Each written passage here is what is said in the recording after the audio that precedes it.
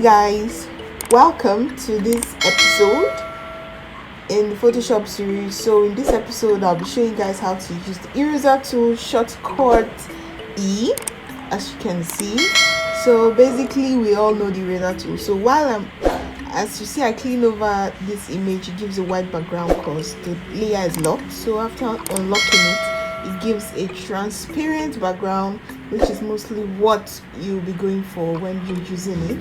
Then the background eraser tool, it has different options as you can up here, which you can select from. So the first is like a gradient, which you can select in different shades, blending it to each other, and it will erase everything together. Then the next is the sampling, which picks a particular area and wipes it up. They all basically do the same thing. Honestly, I really don't see that much difference. It depends on the project you're using it for anyways. So it will wipe away the background, leaving the object in focus and not wiping it away.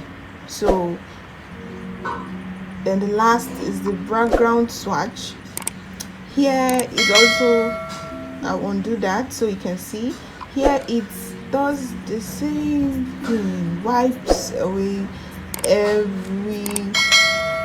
the background wherever you've selected, or you're using the eraser tool on. It will wipe it away, but the object in focus will still remain, giving it some kind of faded edges which you might want to use or might not like.